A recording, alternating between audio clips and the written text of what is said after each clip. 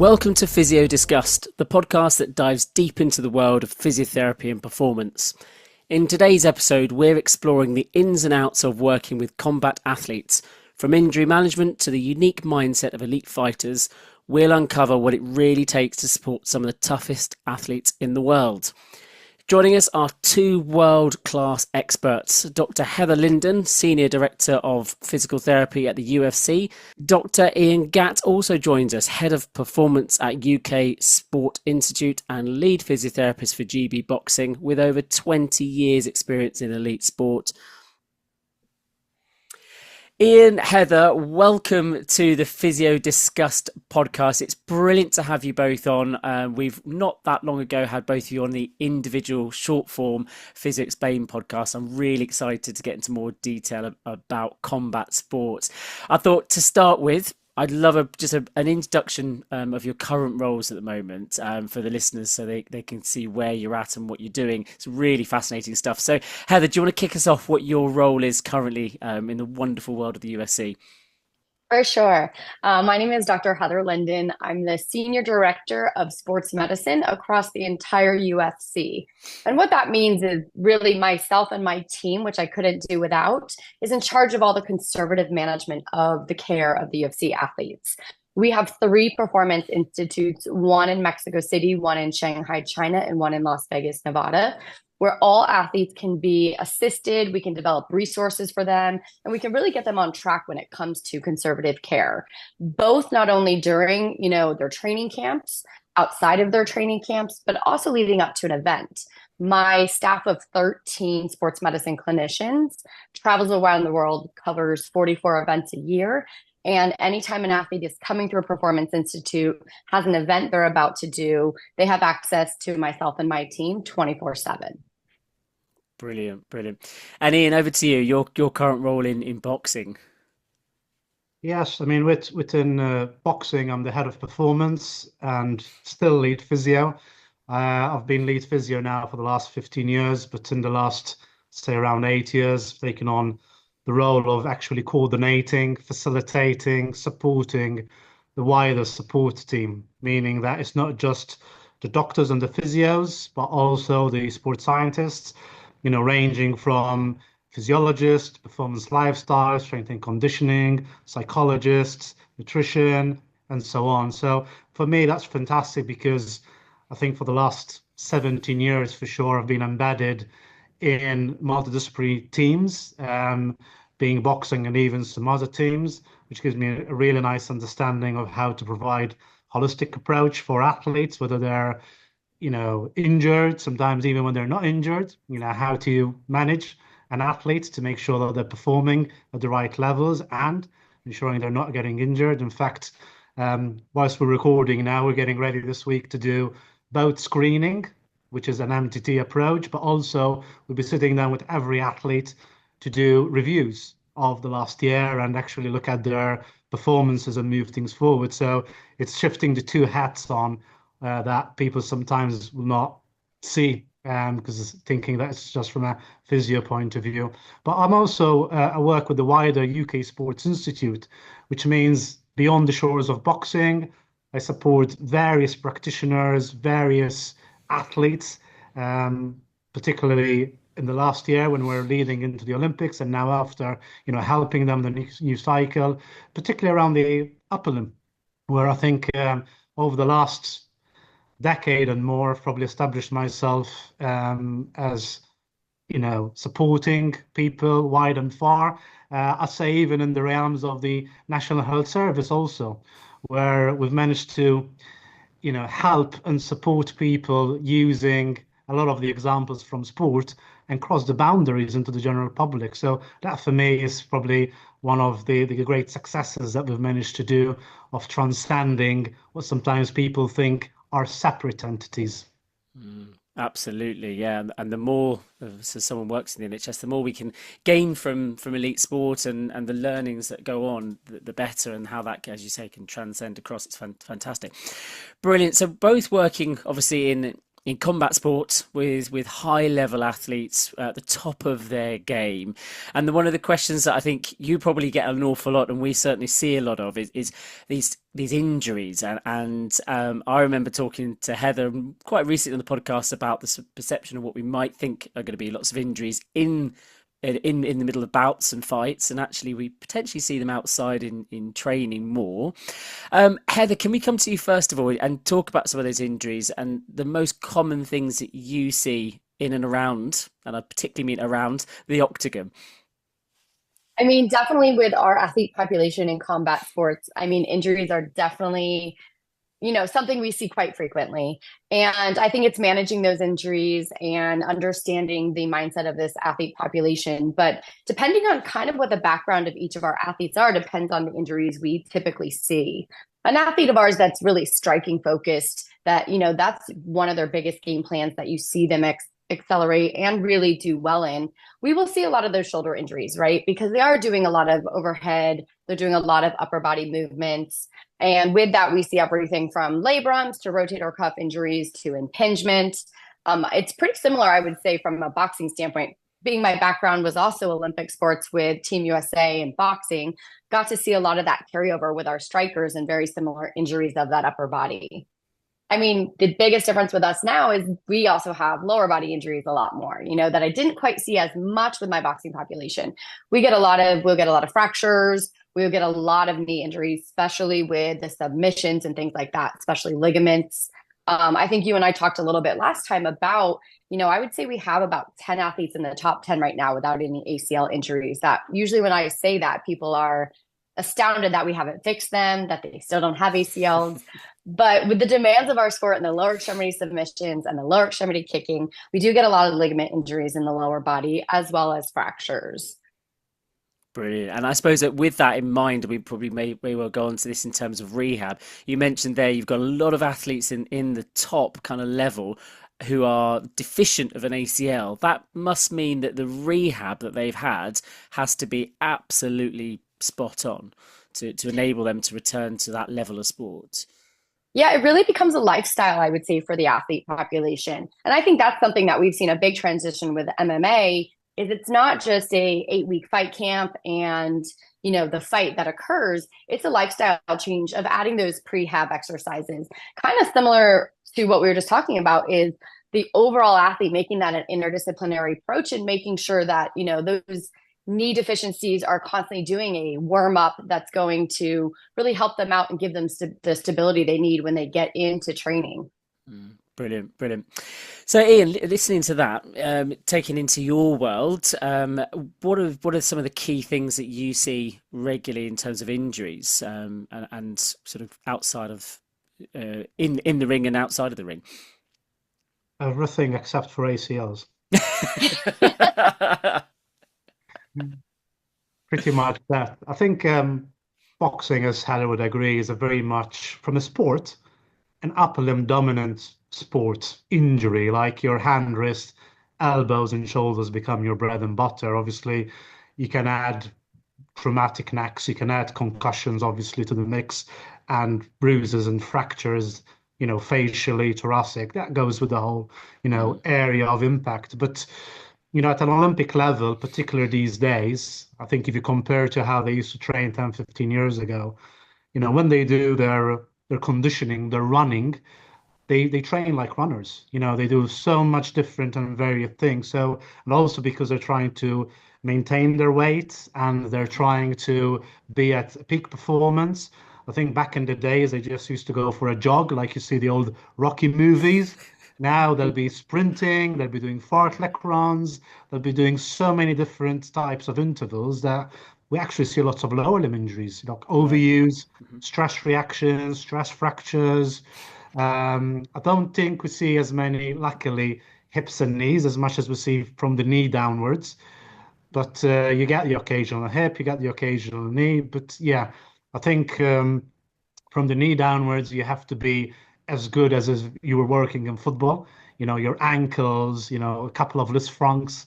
We're never surprised when we were talking about those things. But definitely, I agree, anything to do with the shoulder, the labrals. There's so much translation going on. And for me, it's not when they're hitting, it's when they're missing.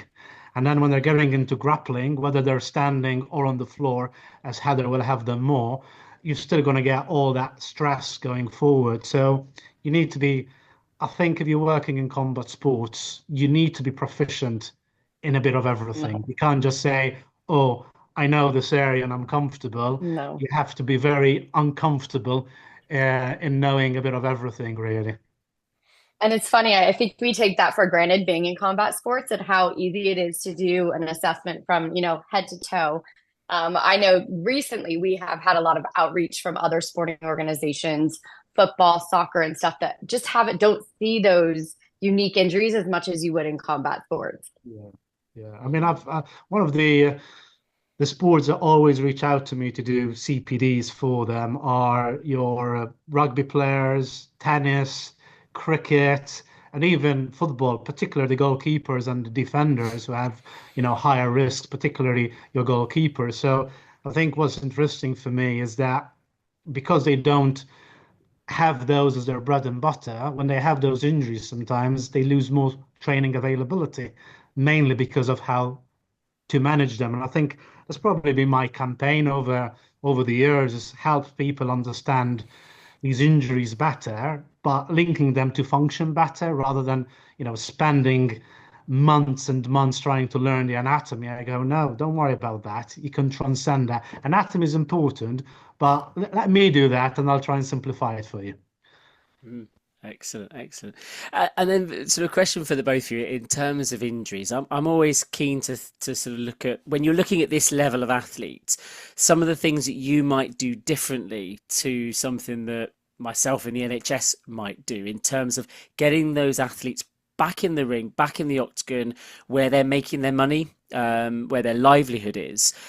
What do you think some of the key differences that you might do in your arena as opposed to out in sort of your everyday populations? I Heather, definitely think for us, yeah, I definitely think for us, we aren't taking that time off that you would do in a general population. We have learned how adaptable, how resilient the body is in these injuries that normally maybe in the general population, they might say rest, do this, where I kind of agree with Ian. It's getting that function back as soon as possible. These guys, this is their bread and butter, especially for our population that are independent contractors. They're not making any money if they're not out there. I mean, you just saw this past weekend some of the injuries that have come out from the athletes that were fighting.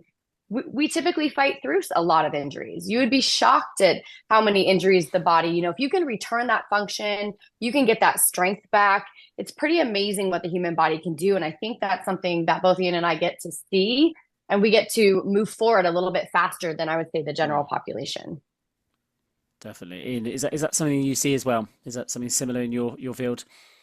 There are similarities though that we need to consider. So I think, whenever I'm speaking to colleagues and in general, they always think that sports we have to think differently. I think we need to remember that everybody has performance requirements. Everybody has to return to something that requires a level of performance. An old lady going to reach for her coffee mug in the morning is a performance requirement. And the only difference is potentially the relative forces going to her might be different, but the relative force when you compare to somebody else might be quite similar actually for what she can withstand. So I tell people, it's the performance you need to do and it's the time scales. The only difference when you're working in sports, because you're working, especially like myself and also Heather, you're working in a full-time environment with athletes that needs to be there now. They get injured within an hour, they need to be training. That training availability is so important. You have to make decisions so quickly, and the communication, the conversations with the wider team and everything has to be so fine-tuned. You wouldn't get that as much in the general population, where in one day you could be speaking to so many stakeholders and repeatedly over the next few weeks and repeatedly going on. And because obviously you're measured on the training availability, you don't have the luxury as so many times of the rest as Heather was saying, everybody says, oh, injuries get better with natural history. Well, the natural history in sports is a bit skewed because the coach wants somebody yesterday. So you have to play the battle of physiology, natural history, their functional abilities, which you have to become really good at understanding and measuring, in my opinion, knowing the pathology so that you're not missing something bad as a red flag. But then hopefully you've got athletes who are motivated. You hope so, because not all the athletes are motivated. And because they're young and healthy, they don't have all the underlying issues, you hope again, that your general population might have at an older age. So, your smoking, your diabetes, medical conditions, and so on and so forth. But it doesn't mean they don't have lots of psychosocial elements, because a lot of them, still have the financial constraints sometimes, depends how much they're earning. They might have problems at home. They may have somebody who's dying in their family and it affects them. So when somebody says, oh, dealing with athletes is easier than the general population, I said, well, it depends on the context. Depends where you are. If you're working in the general population in a terminally ill environment, I get it. That must be really heartbreaking and difficult. But you can't say that sports is easy in comparison to what. So that's where we need to be careful, because we deal with a lot of issues, psychosocial, not just bio, on a regular basis. Hence why in my team, I've got psychologists and performance lifestyle advisors, and we talk on a regular basis about athletes who potentially have issues going on generally in their life. Absolutely. You're nodding there, Heather. You see the same sort of thing. You think 100%. I mean, there are so many factors. And honestly, I think for us in the States, because of insurance-driven medical care, we see that, they will not treat them the same, Ian. And they're really like, and you're like, get them moving, get them up. And, why do we do rehab 2 to 3 days a week when it comes to the general population? Well, that is because that's only what insurance will cover. So everything is very much, healthcare is guided through insurance-driven decision making, which is absolutely not. I mean, we see in our sport population that if we rehab people daily, we can get them back a lot faster. You see their function return a lot faster. And I would challenge, our clinicians in the US to go outside of the norm of what insurance will cover and, prescribe the prescription of rehab that's actually needed for the person in front of you. Just like Ian said, whether it's an old lady trying to regain balance and be able to function in their own home, or whether it's a top elite athlete. I think that's something that's so important. And I think the psychosocial factors are huge. I mean, we're looking right now into concussion studies with the psychosocial factors and how poor socioeconomic could lead to maybe a higher risk of concussions and things like that. Things that people don't even think or correlate to injury management or life in general.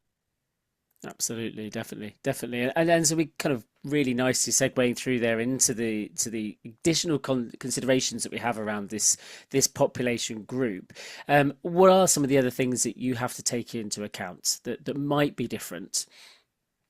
So I think definitely the mental and emotional resilience of this population, striking a balance between recovery and then also maintaining fight readiness, right? So like our athletes might have to take a short notice fight.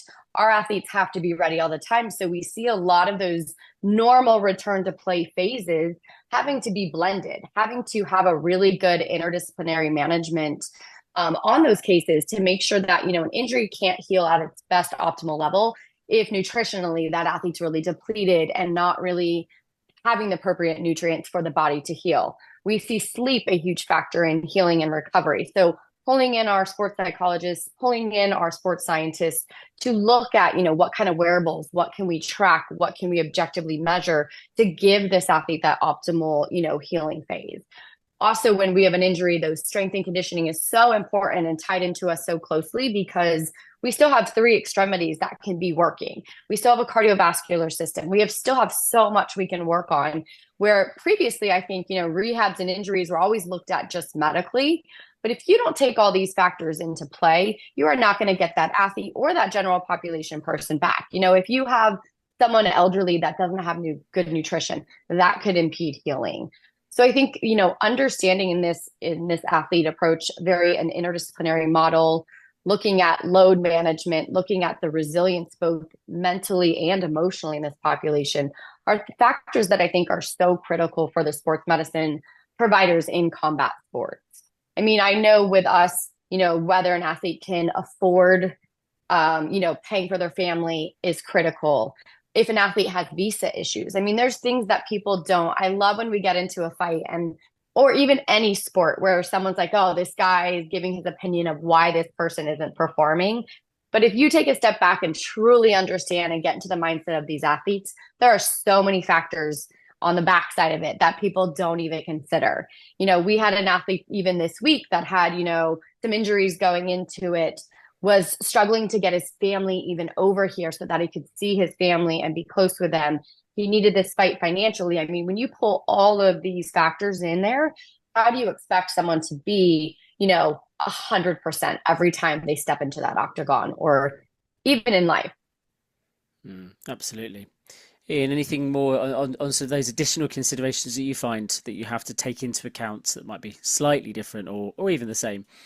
Yeah, there's a couple of things. So the first thing, obviously, the MTD approach, the multidisciplinary approach that Heather mentioned, I think is important, but I think it's important to establish it even before they get injured. I know sometimes in various sports, you're trying to find about trying to get the basics right.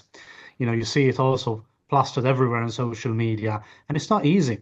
Getting somebody to sleep well, to eat well, to recover well, when they're not training, not to overtrain. People will think that athletes do that naturally. It's not easy because there's a lot of education. I think one of the difficulties we have, if you think, because I actually operate in two worlds, one is the professional boxing world and one is the Olympic world. And the Olympic world are classed as amateurs. Now, particularly in the UK, it's quite tough because there is such a big pro world, professional world, that athletes will see this Olympic route as a journey to become professional. And so, whereas athletes before used to spend more time on the program before turning professional, now they're spending less time. And we know one of the biggest risks of injury is skill, level of experience, maturity. And, maturity means also how you manage yourself, but also musculoskeletal maturity. So, I've been now with boxing. This will be my fifth Olympic cycle starting as we head towards LA. Hopefully, we come towards Heather in the next few years.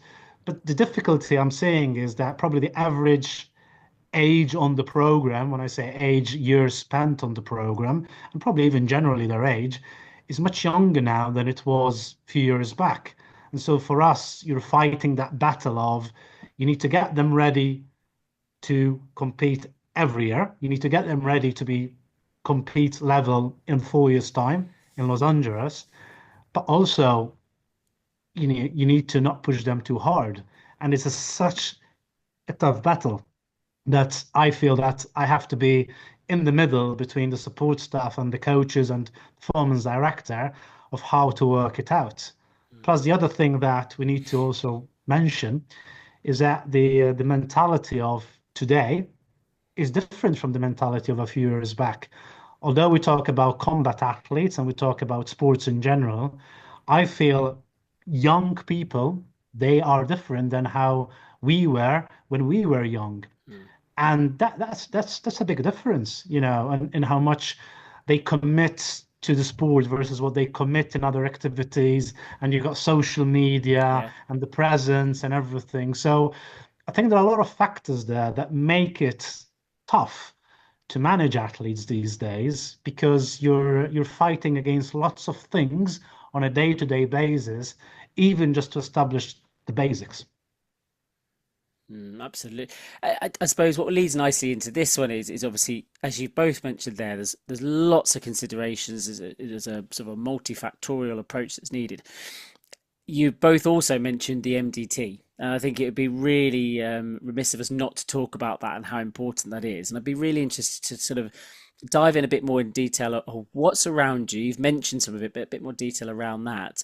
Ian, coming back to you, so that your MDT, particularly so within your boxing role. What does that MDT look like, and can you give us a bit of an example of how that's so important? Yeah, so the nice thing, it's varied both in gender and in age group. So we've got young practitioners in the 20s to older practitioners in their 40s, 50s. So especially the ones that have stuck around like myself forever. I'm like Morgan Freeman and never leaving the prison. That's how it feels sometimes.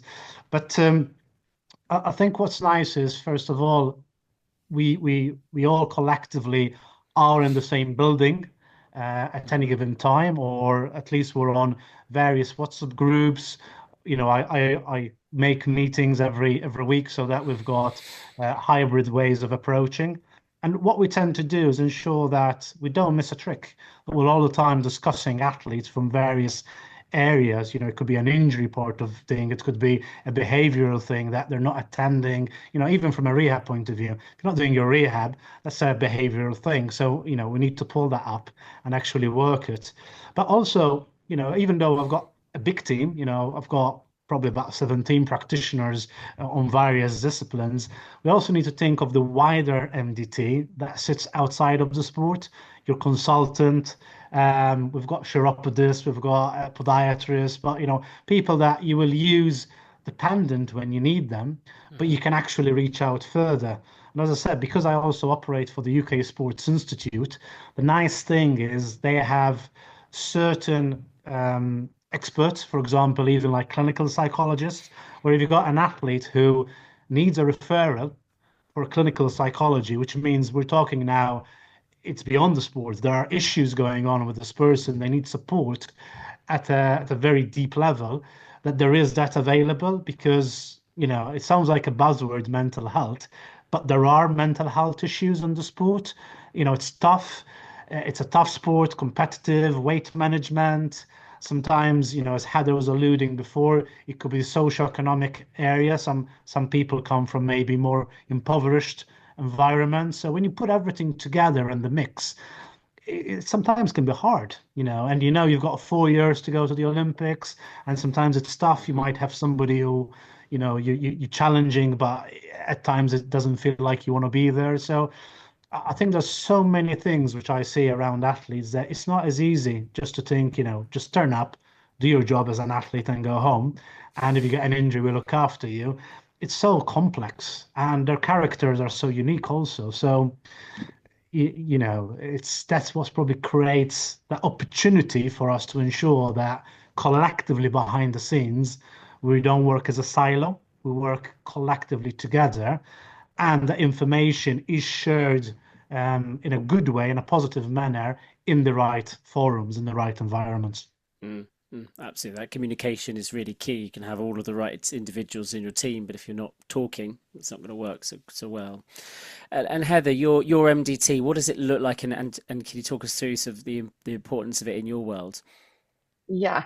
I mean, I couldn't agree with everything that Ian is saying so much. And I think one thing to touch base that he has said is having that individualized approach to that multidisciplinary team, right? Because the athlete in front of us are so unique, like Ian has said over and over, from them as a human to an athlete to what their lifestyle is and stuff. So we really look and try to touch on that individualized approach by having the support. We have sports medicine clinicians, we have dietitians like Ian has talked about that have to work from the weight cut side and also on a healthy athlete of making sure, we're rehabbing them and giving them the appropriate nutrients for their day-to-day diet.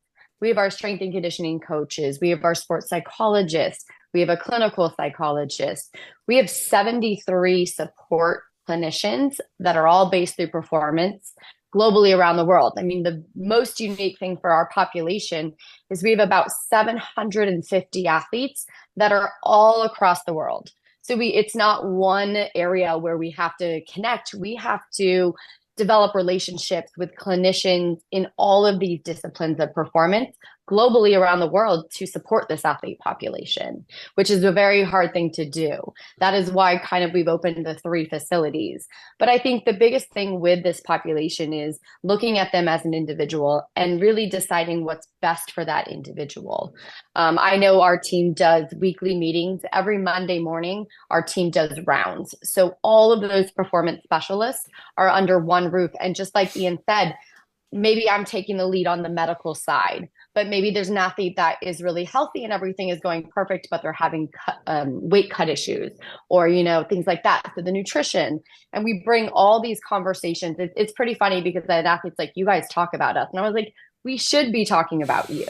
The more minds, the better. I mean, because we have 73 performance clinic people all over the world, we have different ways people have been taught, which is so cool to have my Australian physios with a mindset of something maybe their education taught them, with physios from Spain, physios from China, physios from Mexico. So I think the coolest thing we did recently is put all of our sports medicine team under and just talk about the philosophies, because what I learned in school is not necessarily what my new clinicians learned at school.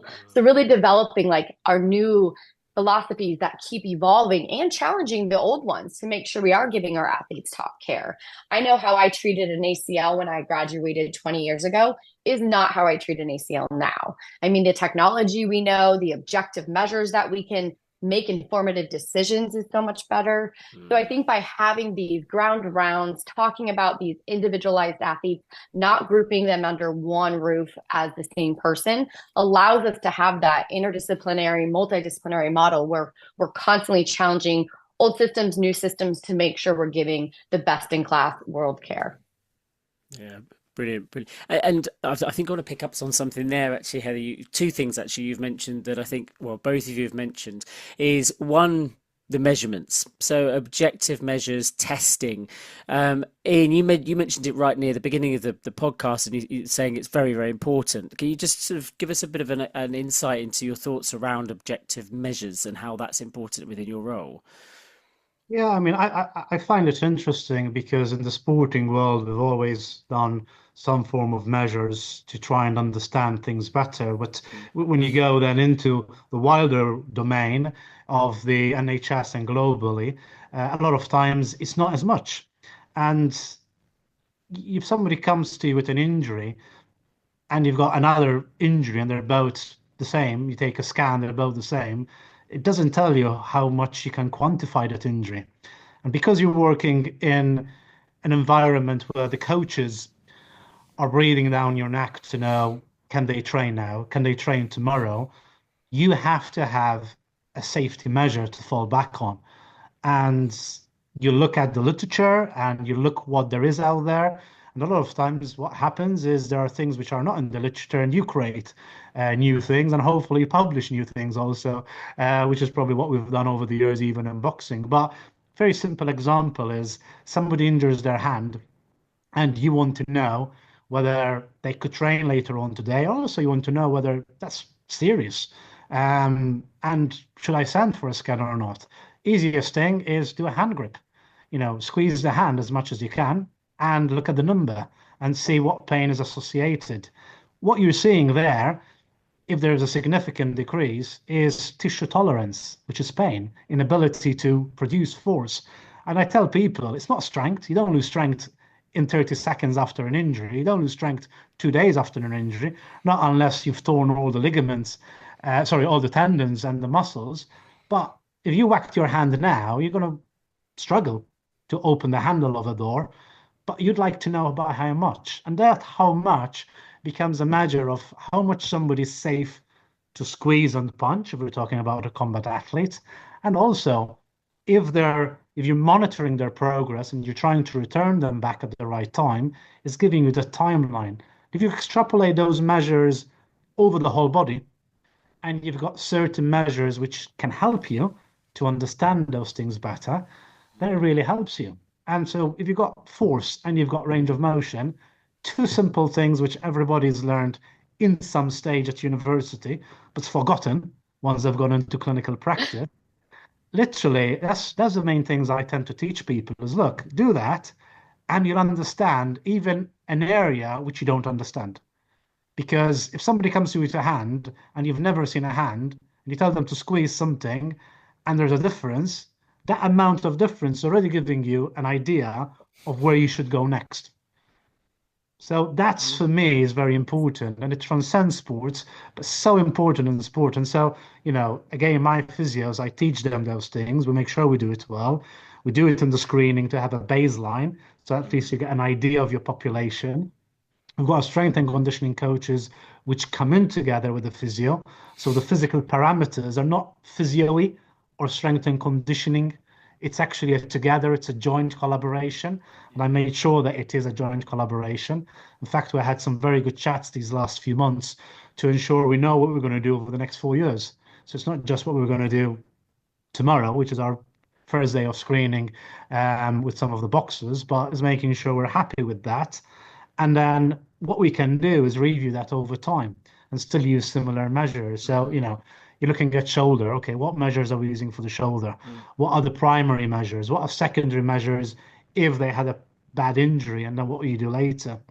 And again, it's just a piece of the puzzle. So I'm not saying that you stick everything on objective measures. You could have somebody who has very good objective measures, but they still have a lot of pain. And you're thinking, what was going on here? And then they get a negative scan, and you think, okay, what's going on here?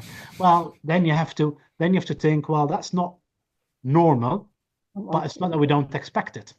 So, sometimes you also need to think that some athletes, sometimes there's something going on. I talk about psychosomatic manifestation of pain. It's not like it's some mumbo jumbo thing. It's like people will have pain, the same as people have phantom pain when you chop off something. But just because you can't find anything on a scan, don't mean they don't have something. It just gives you the confidence we haven't found anything significant. And so it becomes a conversation with the athlete. Can we push them harder? Are we allowed to? Is it safe? And that becomes an informed decision to be had with the athlete. Yeah, I think you hit the nail on the head there. That informed decision. It's information, isn't it? Yeah, absolutely. Heather, what about yourself with objective measures? As following on from Ian there. Yeah, I mean, I would say one of the things I always challenge our team is taking those objective measures and then also taking experience, right? Experience, objective measures, match that together to give informative information to the athlete. I think the best thing with objective measures that we've seen with, at least for my athlete population, because they have such a combat mindset that they need to tough things out, right? We've heard coaches all the time tell them, push through it, rub some dirt on it, things like that. This just gives us some informative data to make better decisions or to get athlete buy-in, because that's something that I would say is quite difficult in our population because they do push through a lot of injuries and they are told, have that combat mindset.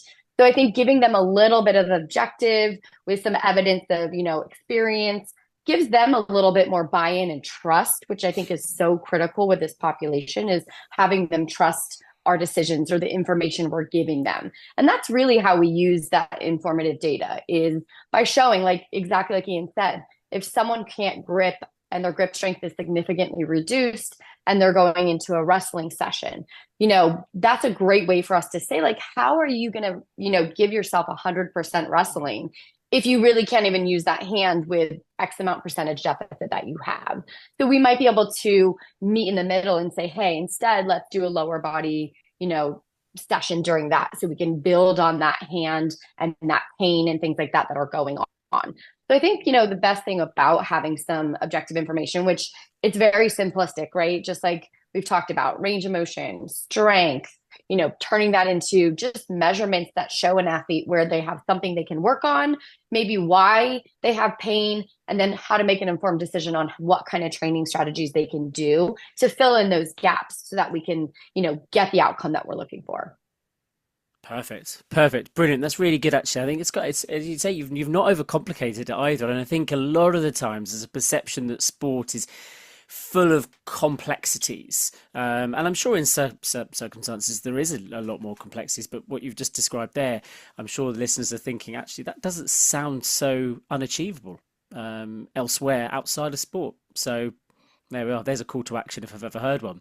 So the other thing I wanted to mention that you both sort of talked about a little bit is this weight, and the with both of your athletes there having to hit a weight.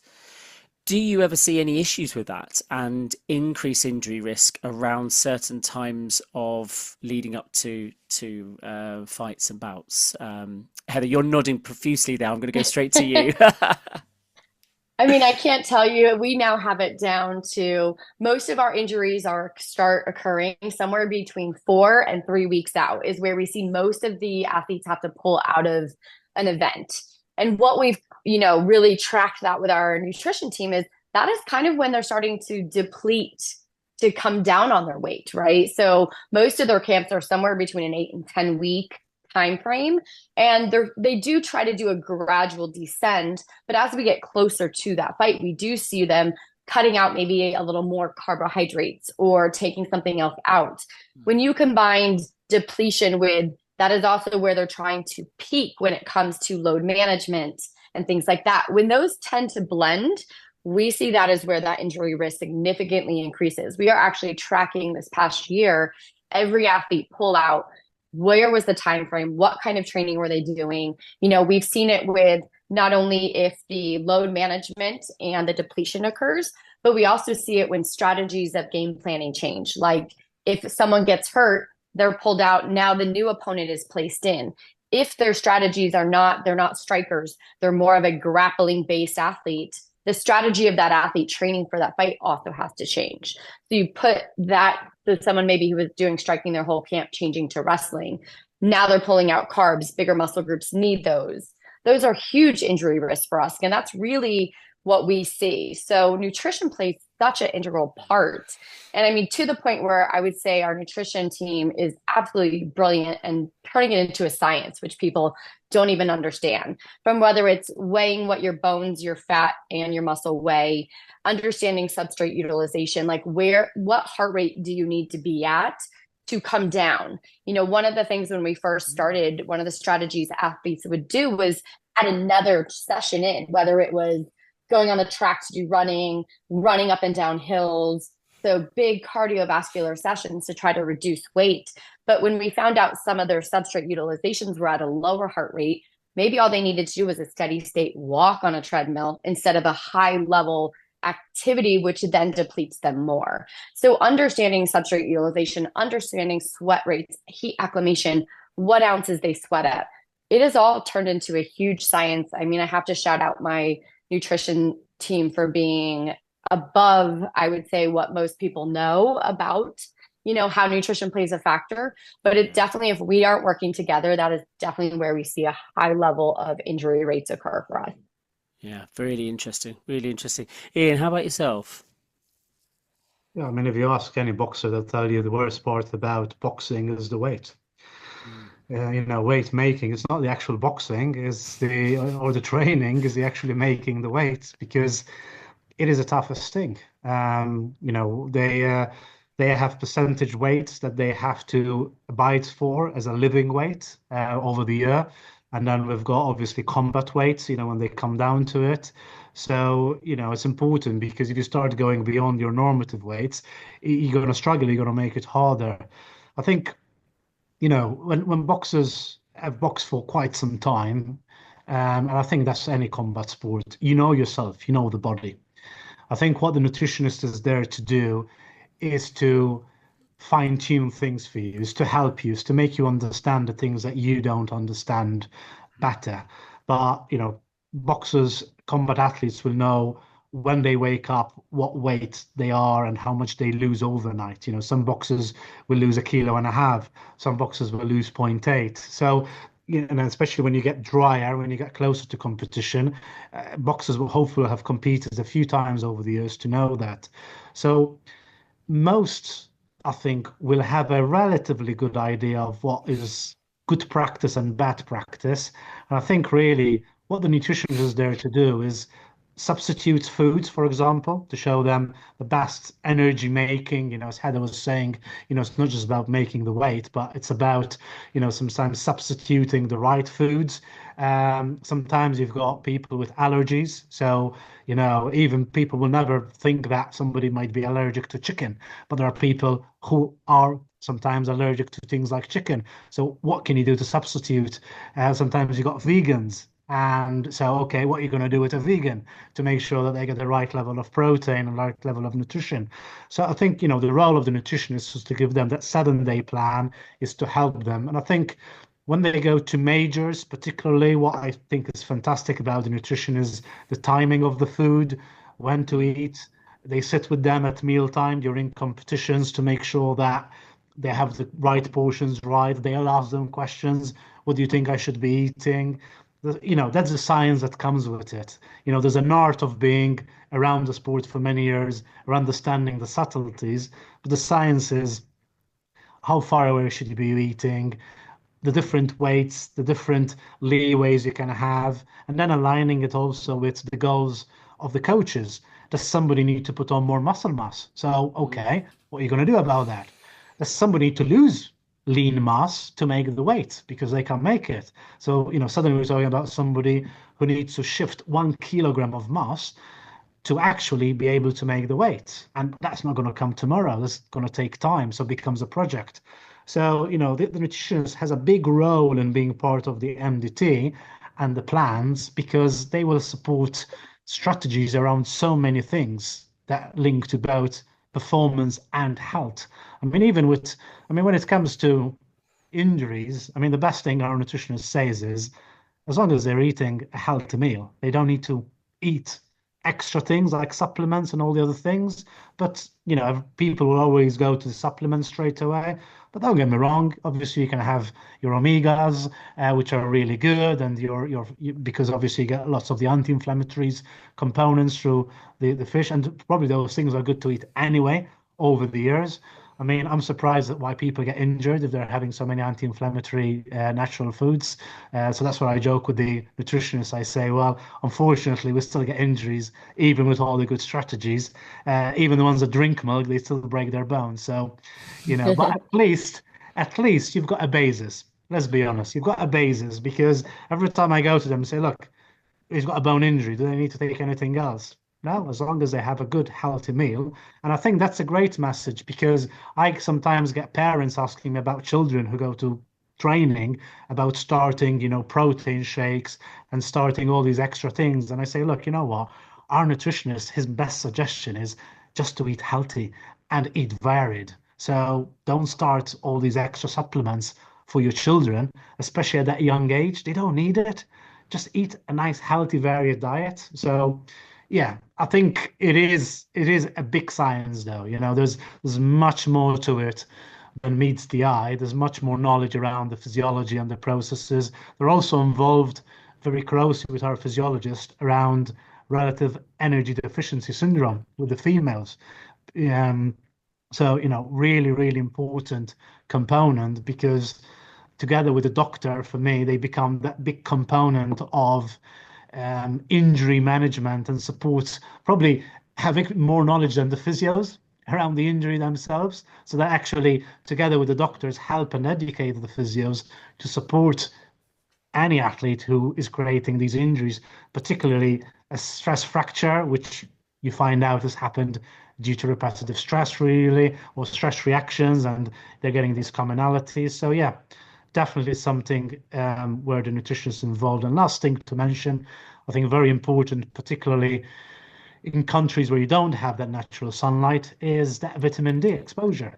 So again, together with the doctors, making sure we're doing regular blood tests, checking for people, giving them vitamin D supplementations, and also, being careful that you don't over give vitamin D supplementation, because, it's not very much reported, and we've never seen any case studies ourselves, but you can create the opposite effect with giving too much vitamin D, which actually can cause issues around the uptake of vitamin D in the bones by not making it available in the blood. So, if somebody has already very good levels of vitamin D and somebody gives them lots of tablets to say, look, you know what, just have it just in case. So again, our nutritionists will work very closely with the doctors to look at the results and make sure we are giving the right extras, if we are giving the extras, for the right people. Yeah, with appropriate measurements of that by the appropriate MDT. Yeah, Yeah. fantastic, brilliant. Well, both of you, it's been. I can't believe actually the time has gone incredibly quickly. I wanted to finish off with something for the listeners here.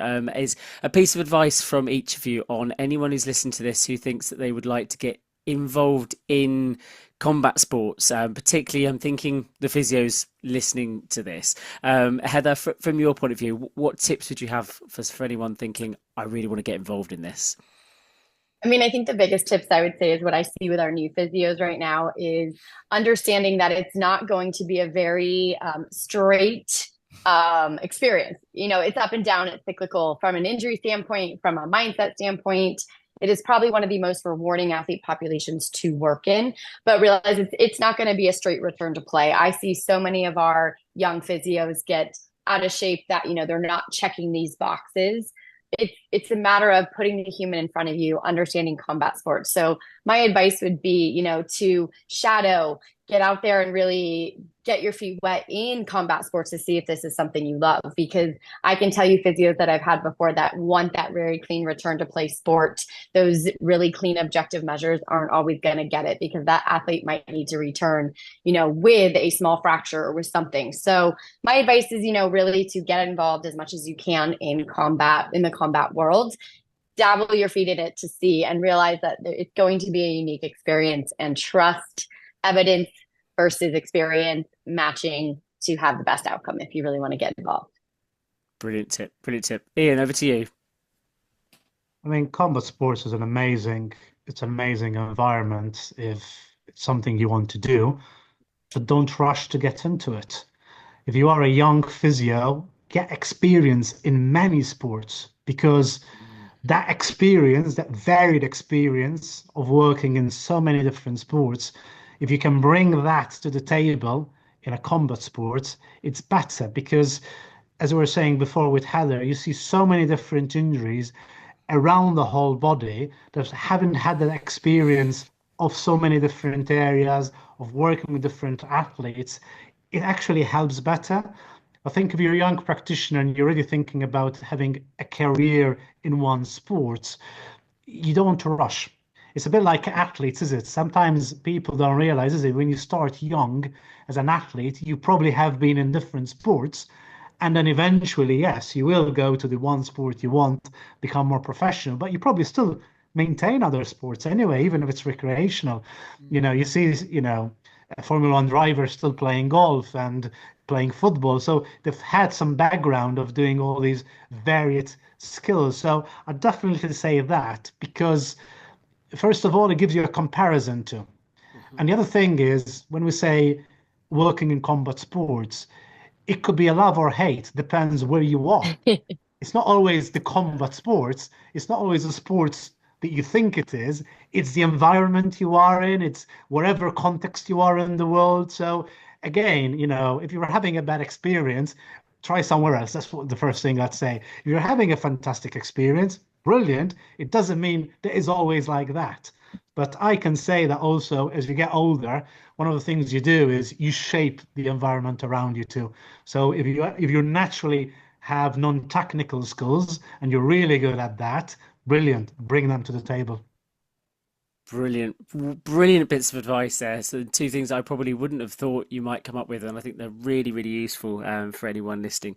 So once again, thank you both very, very much for your time. It's been brilliant to speak to you both again. I'm looking forward to speaking to you again, I'm sure, at another point, whether it be on the Physio Explained, the Physio Discussed podcast that we're running now. So thank you very much both again. Thank you. Thank you. Thanks to both.